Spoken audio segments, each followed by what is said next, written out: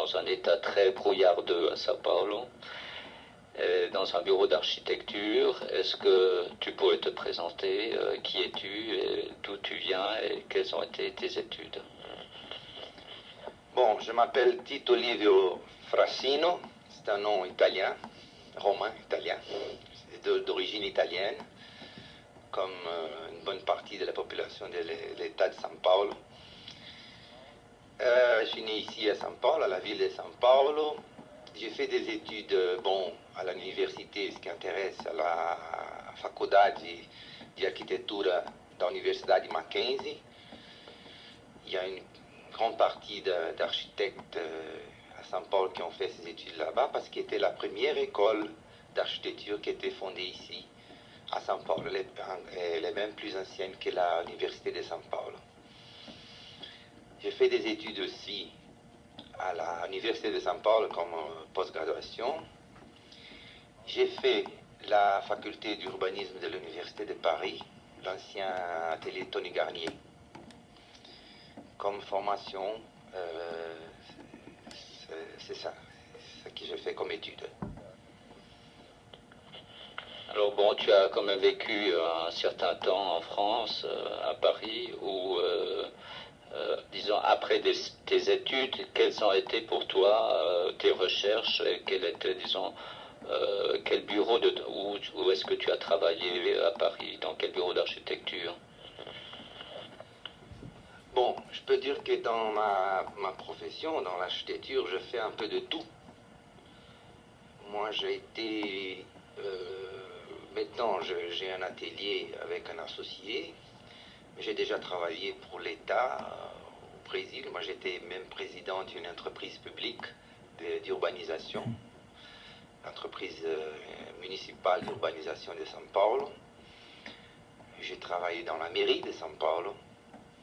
Et j'ai travaillé aussi dans des grandes entreprises de projets d'engineering à São Paulo.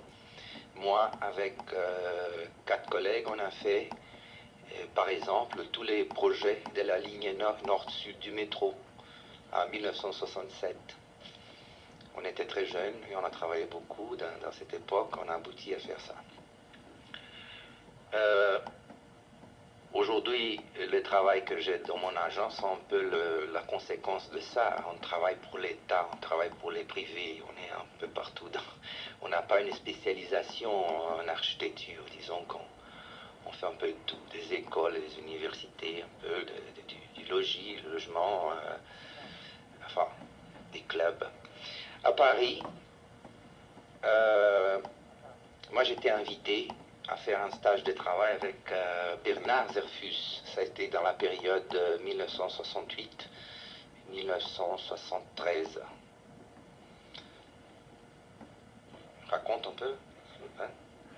Tu veux savoir un peu plus ce que je fais là-bas? Oui, qu'est-ce que tu as fait là-bas? Quelles étaient tes expériences en France sur le plan architectural? Bon, c'était une période... Moi, je trouve que très riche en France, au point de vue construction. Pas aussi riche comme aujourd'hui, comme quand ils font, depuis 3 ans, ils font les grands projets, par exemple. Mais à l'époque, je ne sais pas, il y avait une espèce d'explosion des chantiers. Il y avait beaucoup de travail. Moi-même, personnellement, j'ai pu participer à des projets intéressants à Paris. J'ai collaboré dans des projets à la Défense, et le siège Jumont Schneider, au musée archéologique de la ville de Lyon, un bâtiment pour l'ambassade de France en Varsovie, entre autres choses, logement et autres choses. Ça a été une période très très bonne, c'est-à-dire qu'il y a pu avoir un échange très riche d'expériences entre ma formation au Brésil et puis la tradition et même la culture européenne. Ça a été très bien pour moi. Et je trouve aussi que mon travail là-bas a été bien. J'ai laissé quelque chose de peut-être intéressant fait en Europe. Je crois même que tu as construit, disons en France, un bâtiment pour l'UNESCO, Oui.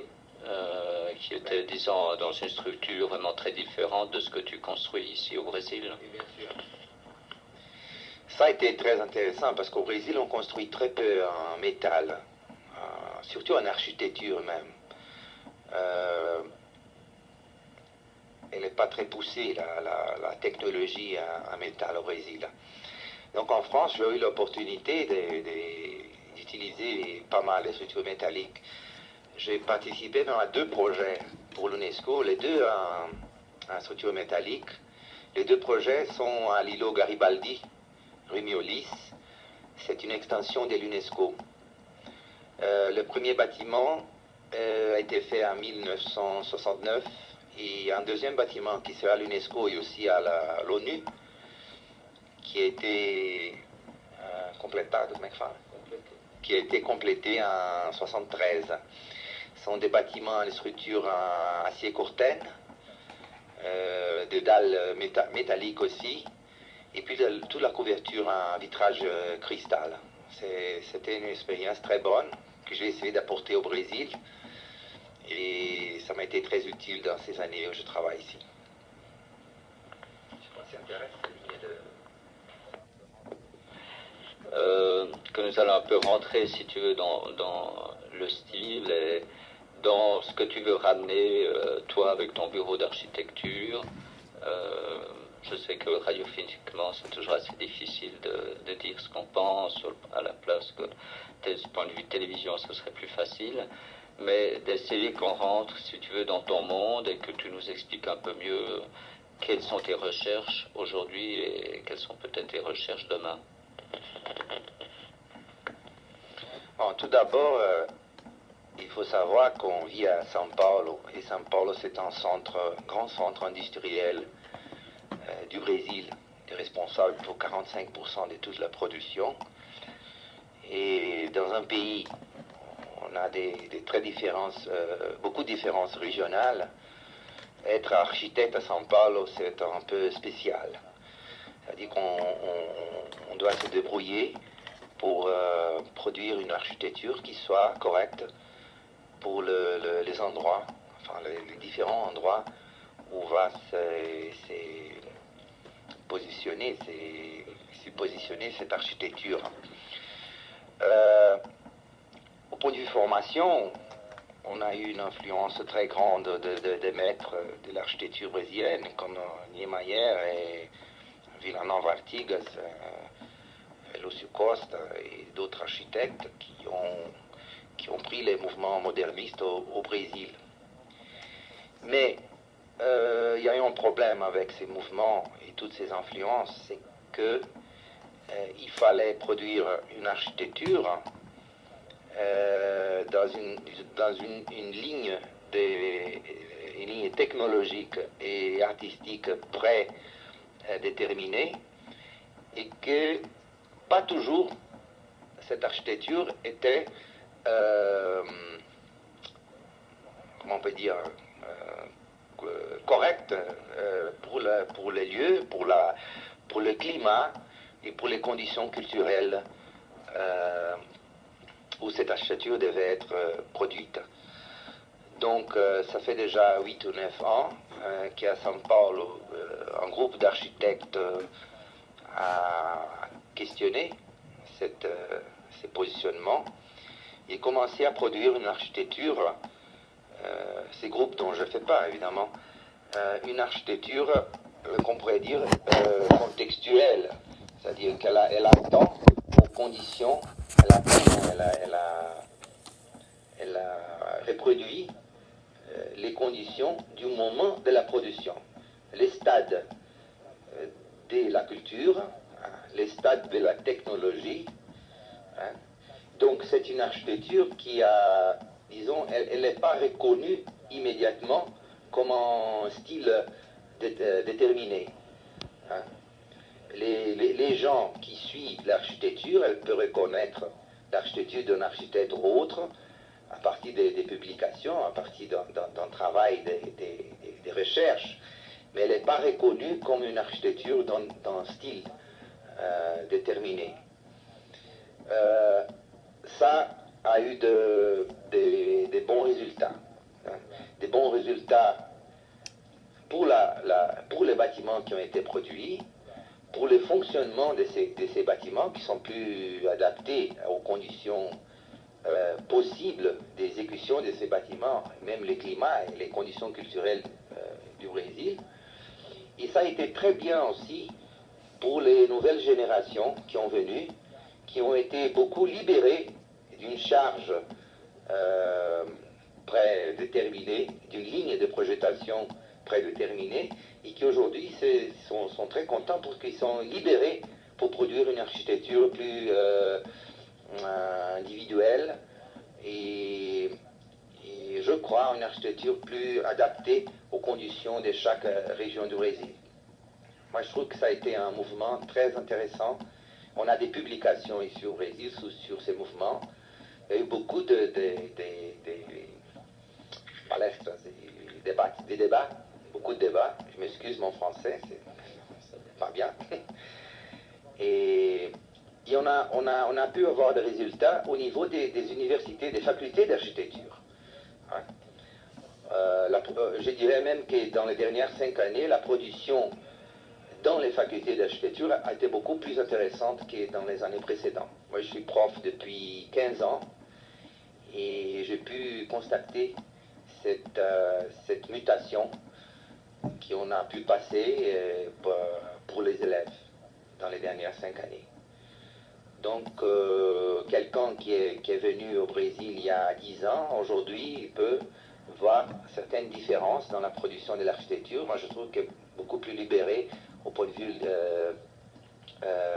langage, l'architecture, l'utilisation des matériaux, par exemple.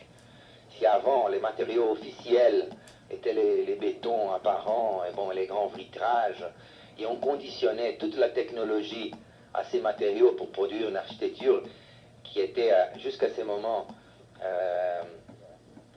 une architecture qu'on appelait aussi une architecture officielle. Hein. Aujourd'hui, on peut s'en servir, on peut servir de tous les matériaux disponibles au moment, sans qu'ils puissent être considérés comme un grand péché. Donc, mais c'est vrai ça, c'est vrai. Il y a même des architectes qui étaient considérés ici comme des maudits, des architectes maudits des années 50 et 60, parce qu'ils ne suivaient pas les lignes d'architecture officielle. Aujourd'hui, il y a même des travaux au niveau de l'université sur ces architectes, parce qu'on trouve même qu'ils avaient des innovations, des grandes innovations. Par exemple, un architecte s'appelle Artacho Jurado, qui moi je trouve il a fait des choses très intéressantes aux années 50.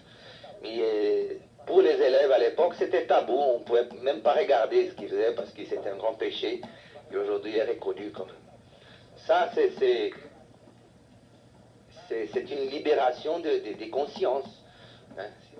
Et ça, c'est très intéressant pour un pays qui n'a pas encore complètement trouvé son chemin au point de vue culturel, au point de vue technologique. Ça dit qu'on ouvre beaucoup de possibilités au Brésil.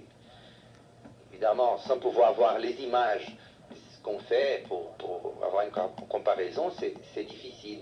Mais l'architecture appelée brésilienne, qui a été beaucoup divulguée, publiée il y a 20 ans, ce qui a fait un peu l'image du Brésil à l'extérieur, c'est pas la même.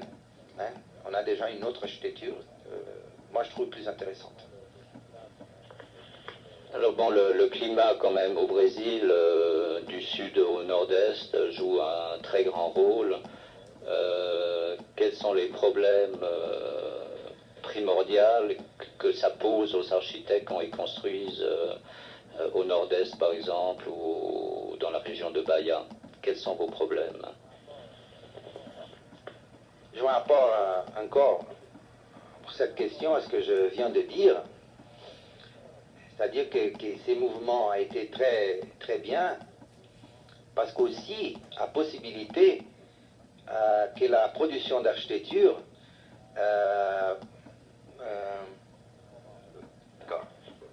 bon, je recommence. Non, ça pose une question compliquée dans un pays comme le Brésil où il y a plusieurs climats.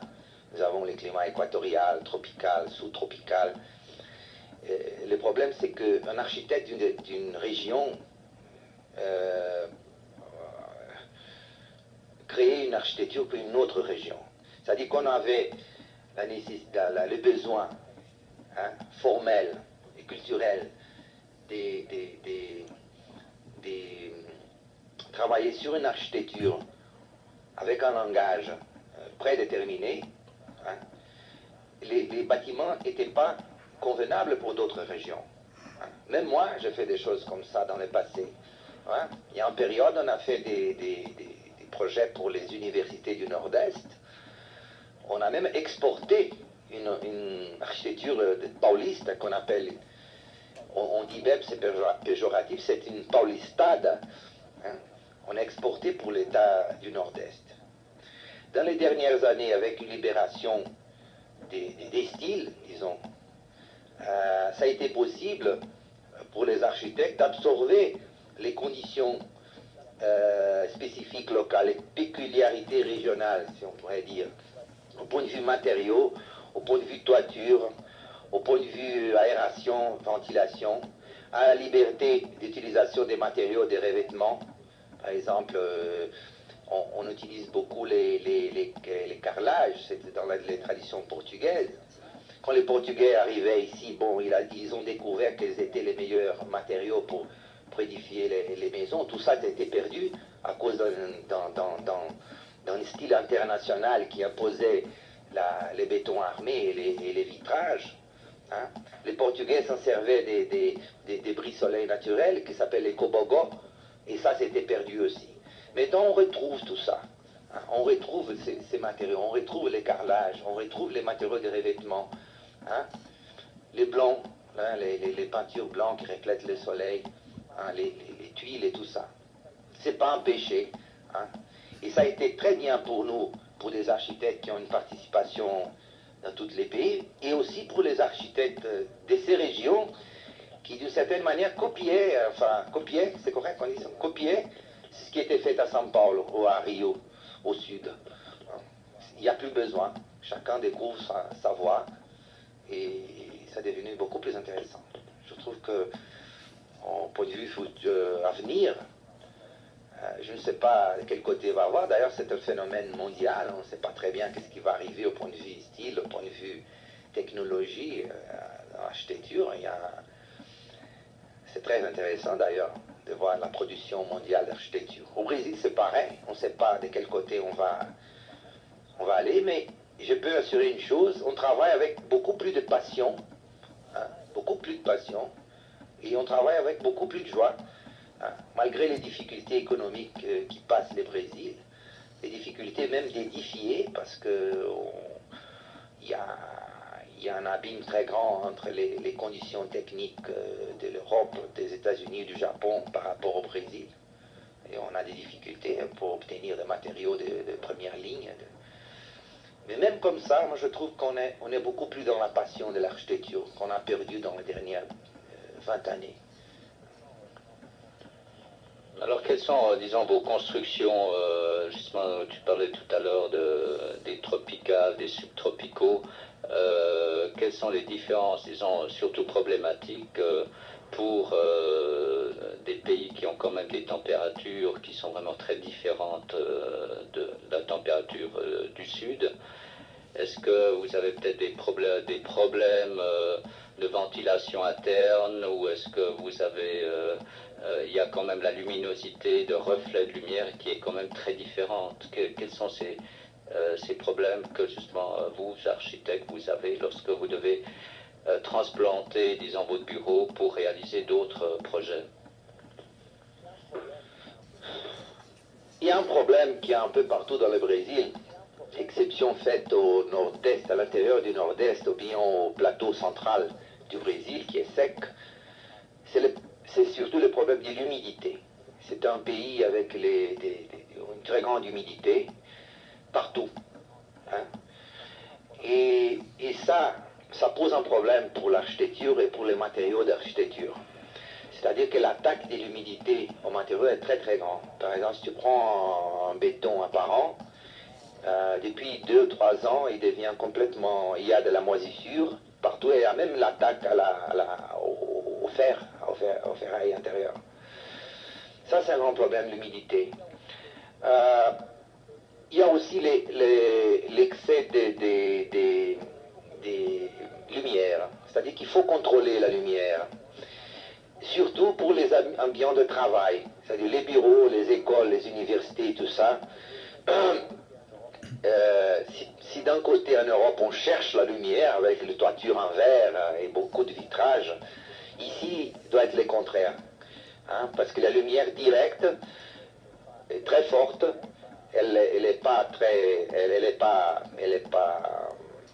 comment dire, coupe. Ça continue. Si l'éclairage, si l'excès d'éclairage n'est pas désirable, aussi il y a le problème du contrôle des températures. Hein. Il faut couper l'exposition directe au soleil, parce que sinon on doit avoir toujours les systèmes d'air conditionné à l'intérieur, ça devient trop cher. Et il faut exploiter au maximum les conditions des ventilations naturelles, avec des ventilations croisées dans les ambiants et aussi dans les toitures. Il faut que toutes les toitures aillent des conditions qui peuvent être les croisements de l'air dans les toitures. Les solutions pilotis pour les habitations, les logements, c'est très bien aussi parce qu'on peut obtenir une aération qui vient du sol, hein, et ça fait un effet cheminée dans la division interne. C'est très mauvais. Vu que tu es professeur ici dans le département architectural, comment toi comme professeur tu ressens la vibration du nouveau langage d'architecture pour les années qui viennent, et qu'est-ce que tu en penses toi-même? Bon, à part la crise de l'université, des écoles d'architecture qui sont un peu partout, moi j'étais prof un peu à Vincennes, à Paris aussi, aux Beaux-Arts aussi, et je connais un peu. La différence que je trouve, d'abord, la différence que je trouve entre les élèves d'aujourd'hui, les élèves d'architecture d'aujourd'hui et moi-même, je les trouve plus mûrs. Je ne sais pas si c'est une question rattachée à l'information. Peut-être qu'ils ont beaucoup plus d'informations qu'il y a 20 ou 30 ans. Mais aussi, moi je trouve que c'est d'un côté, il a une presque absence d'un positionnement politique, hein, ou même un positionnement plus fort au point de vue culturel. Du côté travail, hein, du côté production, moi je trouve qu'on est très bien en ce moment. C'est qu'il y a une très grande volonté de travailler, de produire, d'essayer, de rechercher. Mais il manque aussi, de notre côté au Brésil, un positionnement plus complet de l'architecte au point de vue de la société, ou bien des besoins, des vrais besoins du Brésil au point de vue architecture dans l'avenir. Il y a une contradiction. Si pour un côté ils sont plus créatifs, hein, il y a des travaux vraiment de première qualité dans les expositions d'élèves. De l'autre côté, moi je trouve qu'ils sont un peu perdus par rapport à leur positionnement devant un pays de la condition du Brésil, un pays en développement avec un tas de problèmes. Ils sont un peu perdus, ils ne savent pas très bien quoi faire, où se positionner. Et il faut dire aussi que dans les dernières 10 années, étudier l'architecture était très à la mode. Il y a un numéro très grand des facultés, pas des bons niveaux, hein, qui sont ouvertes au Brésil. Il y a une masse énorme de professionnels qui sont là, et avec une formation, disons, moyenne. Donc, je ne sais pas, moi je trouve que 20% de ces élèves vont vraiment être dans le coup, dans l'architecture.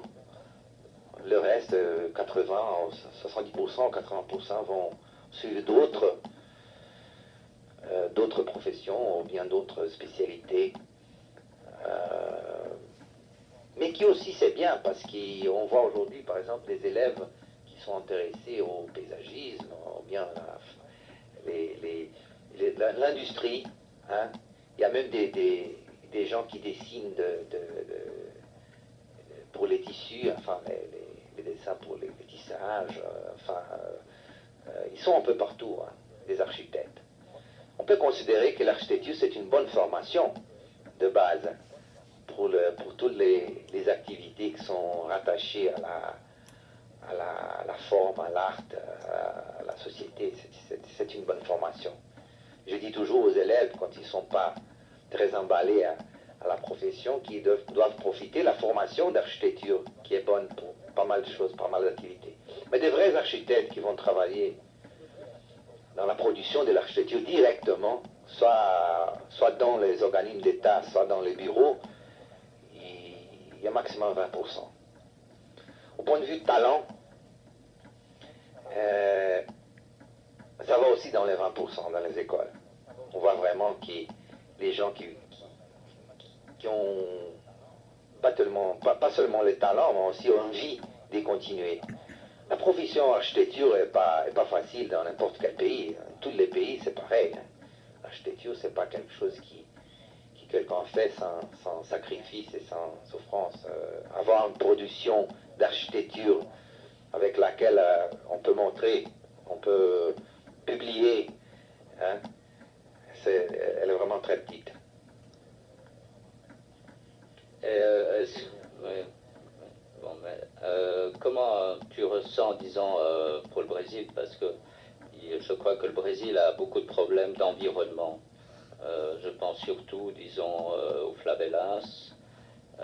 Est-ce que les architectes brésiliens ou toi-même, est-ce que vous êtes posé une fois la question, qu'est-ce qu'on pourrait faire à la place des favelas ici au Brésil, qui est quand même un très grand problème d'environnement? Les favelas poussent davantage dans les grandes villes, disons. C'est-à-dire que les favelas, c'est pas un problème urbain, c'est un problème sociopolitique du Brésil. C'est des gens qui sont pas... c'est des gens qui viennent de l'activité fondière, enfin, qui viennent de l'agriculture, hein, qui n'ont pas débouché dans ces régions, qui cherchent des emplois dans les villes. C'est un phénomène très caractéristique des pays en voie de développement, ou même sous-développés. Si je prends une ville comme São Paulo, on pourrait dire aujourd'hui qu'il n'y a pas de solution pour le problème de la favela si on part de São Paulo. C'est-à-dire qu'il y a un problème qui doit être résolu au point de vue du pays. Parce qu'ici, on a un accroissement des populations de 250 000 par an, une ville comme ça. Dans n'importe quel congrès d'architecture, il faut changer de sujet parce que 250 000 personnes par an qui viennent chercher une ville, si quelqu'un peut me donner une solution dans le monde, comment faire, on va la prendre rapidement. Des solutions techniques pour la favela, évidemment, tout le monde a étudié, tout le monde y a passé. Hein? C'est-à-dire, c'est les problèmes du logement du coût modéré, ou bien problème de quantité, problème d'industrialisation. On pourrait dire que le Brésil, aujourd'hui, serait capable de produire des habitations en substitution aux favelas. Hein. Seulement, il faut davantage résoudre un problème social beaucoup plus fort que ça. Parce que le problème de la quantité est énorme. Le problème de quantité, c'est des millions de personnes. N'importe quel gouvernement, la première qui arrive, la première grande tâche, c'est d'essayer de résoudre le problème de la favela. Seulement, c'est ça, disons. On a une demande habitationnelle. Mais la demande habitationnelle officielle, c'est une demande connue. C'est-à-dire, c'est les gens qui ont une recette, basse, mais une recette, et qui s'inscrivent dans les programmes de logements sociaux. Bon, ça, on connaît. On sait les capacitations, on connaît les capacitations financières pour pouvoir acheter ou bien louer un immeuble. Mais le problème des favelas, c'est pas ce problème-là, parce que c'est pas officiel. On ne connaît pas exactement le nombre, c'est des gens qui n'ont pas une présence économique dans le pays, qui n'ont pas un revenu déterminé. Donc, une politique officielle ne peut envisager un problème des favelas que avec un problème immédiatiste. Disons, une favela avec des conditions très précaires ou dangereuses même. Donc, il y a un grand problème, un grand programme pour l'enlever, cette favela. Donc, ces populations vont habiter très très loin des sans-emploi et ça ne résout pas le problème social. Parce que les favelas sont construites dans les endroits qui c'est des terrains du gouvernement ou bien des propriétés privées envahies, qui est proche des emplois de vie. Si on résout ces problèmes, on enlève cette favela, et donc si tous les programmes sociaux sont des quartiers très, très loin, on ne résout pas le problème des favelas. Depuis 2 ou 3 ans, ces gens retournent dans le lieu d'origine. C'est un problème social, économique, social du Brésil. Des solutions habitationnelles, on a, mais il y a un coût pour ça, qui le gouvernement ne peut pas assimiler tout seul, ce coût social, actuellement. Comment c'est ressenti au Brésil? Bon, disons qu'on parle Brésil, on parle quand même architecture, surtout Sao Paulo, Rio, et puis à l'extérieur, c'est quand même presque des architectes de police qui construisent. Comment c'est ressenti ici au Brésil, le postmodernisme? Bon, le postmodernisme arrivé au Brésil 2 ou 3 ans après l'éclatement de ces mouvements au point de vue international. Je dirais que le postmodernisme a été plutôt assimilé dans l'architecture commerciale, disons. C'est les bureaux, les magasins. Une architecture qui ne va pas durer longtemps. Des choses qui changent chaque 3 ou 4 ans. Dans les immeubles, les constructions d'une plus grande importance, l'influence du postmodernisme a été plutôt ressentie au point de vue langage comme une manifestation d'opposition à un langage intérieur. C'est-à-dire que moi je trouve que la bonne construction faite après le mouvement postmoderniste, et influencé par le postmodernisme, a trouvé un équilibre intéressant au Brésil. On n'a pas commis de grands excès dans le postmodernisme, n'est-ce pas? Moi, je trouve qu'il a provoqué des discussions très, très, très intéressantes, le postmodernisme. Les défenseurs et même la contestation au postmodernisme ont provoqué des discussions dans les universités, dans la presse, dans les revues, qui a été très intéressante et a ouvert un peu les raisonnements de pas mal d'architectes, même des critiques d'art. Moi, je trouve qu'il a été salutaire, on dit. Ça a été très salutaire, le mouvement postmodernisme au Brésil. Hein? On n'a pas fait beaucoup. Il y a quelques exemples, mais surtout dans une architecture pas définitive, disons. Alors, je crois qu'à Buenos Aires, il y a la Biennale de l'architecture. Et je crois que c'est un événement assez important qui rassemble quand même beaucoup d'architectes. Est-ce que tu peux m'en parler? Oui, à la fin de l'année dernière, on a eu la 2e Biennale de Buenos Aires, qui a été organisée par les CAIC, les Centres d'Art et Communication de Buenos Aires. Moi, je trouve que c'est un événement, une réalisation très intéressante parce que ça renouvelle la connaissance et le débat de l'architecture, surtout en Amérique latine. Dans les dernières années, on n'a pas eu des événements comme ça, et c'est très bien qu'ils fassent cette biennale. La première biennale, elle était composée, je ne sais pas si c'est ça le terme, surtout par des architectes latino-américains, Brésil, Argentine, Colombie, Équateur. La 2e biennale, déjà, à la fin de l'année dernière, était beaucoup plus complète. Même dans les Amériques, l'Amérique du Nord a participé. participé, Amérique centrale, et aussi quelques architectes européens et japonais. C'est très intéressant, ça déplace un peu le pôle de la discussion de l'architecture vers l'Amérique latine. Et je crois qu'il y aura un très bon avenir parce que ça commence à avoir déjà des publications sur ces biennales. C'est une occasion de recevoir aussi des architectes du reste du monde qui arrivent avec leur expérience, mais aussi débattent et critiquent notre architecture. Vous savez que l'Amérique du Sud, c'est loin du reste du monde. Les rapports sont pas très constants, comme vous en Suisse, par exemple, qui sont près de tous les autres pays, sont au centre de l'Europe. Et pourtant, des réalisations comme ça, il faut appuyer. Il faut avoir l'appui de tous les pays parce que c'est très bien. Et ça se refait après 20 ans. On commence à renouveler nos expériences et nos rapports entre l'architecture de l'Amérique latine. Comment est-ce que tu ressens, toi, comme architecte, comment sera le futur de l'architecture au Brésil? Je ne sais pas du tout. Le futur. D'abord, il faut penser au futur du Brésil. Mais évidemment, pour quelqu'un qui fait de l'architecture, pour faire de l'architecture, il faut croire à l'architecture. Sinon, on ne fait pas, on va faire autre chose. Hein? Il y a pas mal de choses à faire. On croit à l'architecture.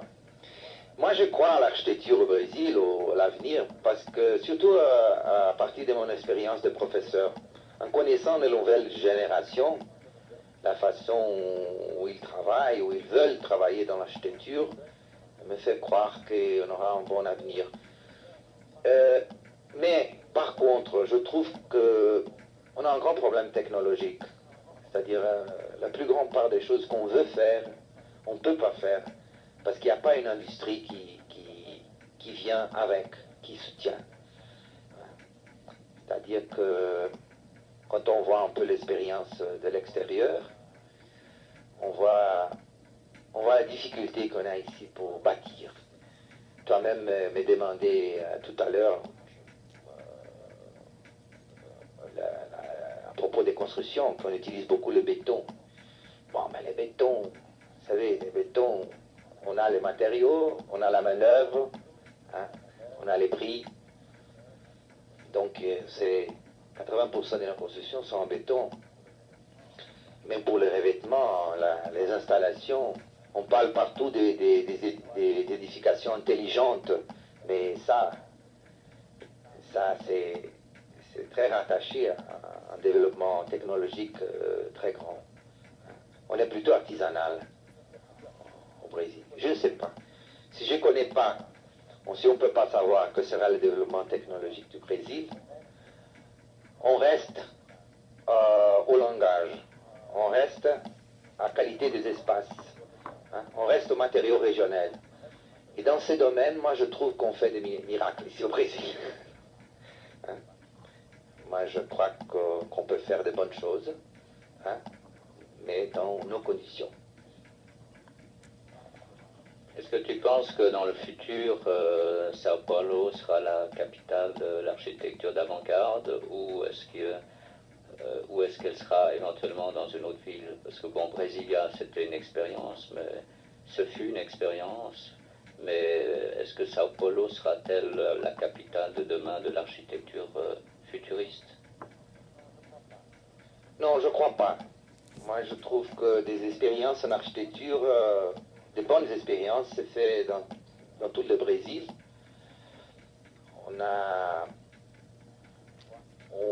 On voit un développement très intéressant de l'architecture au nord-est et même au sud du Brésil, à l'extrême sud du Brésil.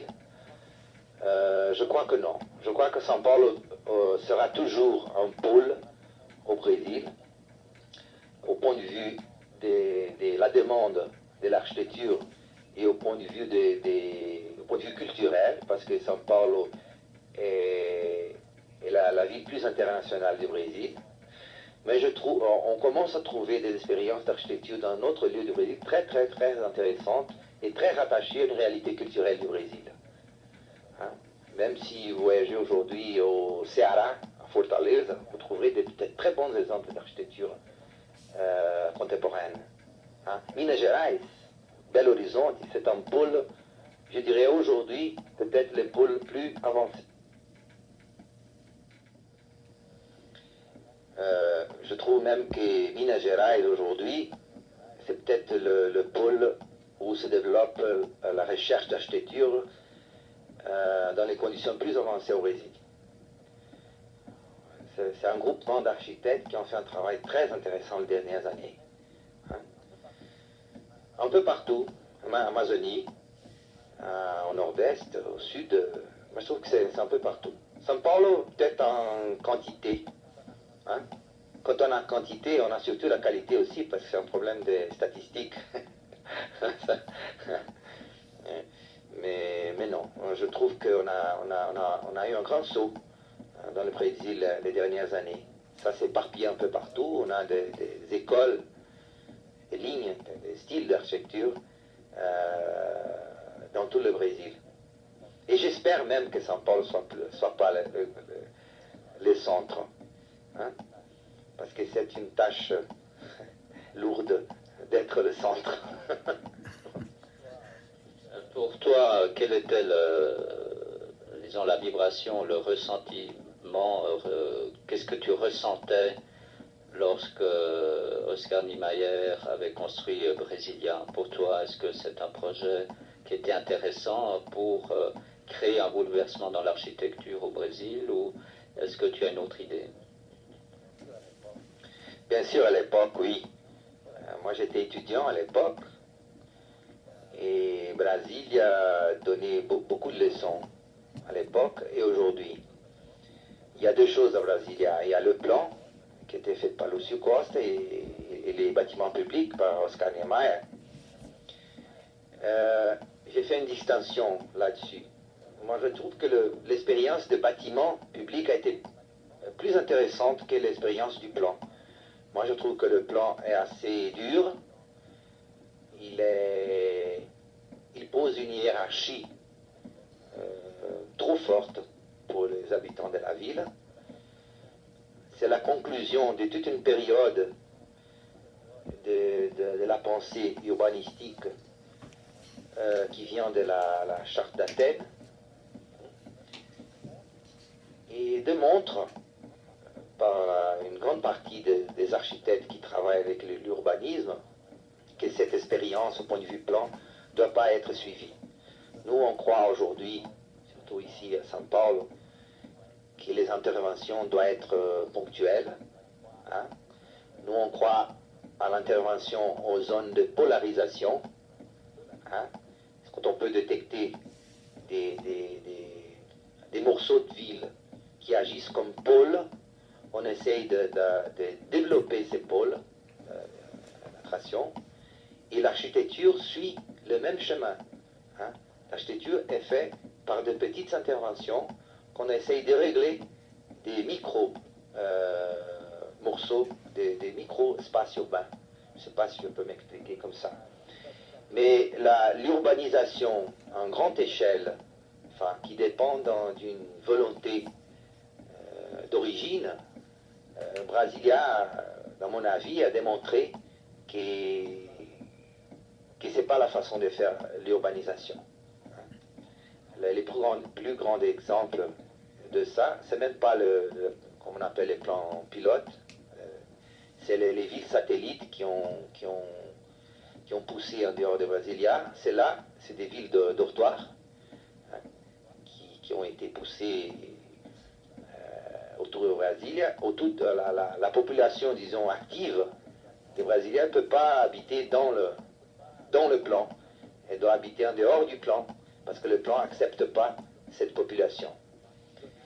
Et puis tous ces zonages, zonage de fonctions, le secteur habitationnel, le secteur commercial, le secteur bancaire, tout ça, l'expérience a démontré que ça ne marche pas pour une ville. La dépendance totale de l'automobile, hein, de la voiture dans la ville. Faut pas. Par contre, le bâtiment reste un dépouillement d'une architecture des années 50, du modernisme, hein, comme n'importe quelle ville dans le monde qui a été construite dans une époque. C'est ça l'exemple, c'est les dépouillements de l'époque. Moi, je trouve que j'aime beaucoup les bâtiments officiels des Brésiliens. Moi, je ne fais pas cette architecture, on ne la fait plus, mais elle est là. Elle est de bonne qualité, elle est belle, elle est intéressante, du point de vue bâtiment. Donc, ce sont deux expériences à Brésil. Pour moi, il faut les distinguer. Bon, je voudrais beaucoup te remercier de nous avoir reçus dans ton bureau d'architecture et de faire connaissance avec tes idées sur l'architecture en général et d'avoir eu le plaisir de pouvoir regarder à travers les photos ton travail très intéressant. Merci.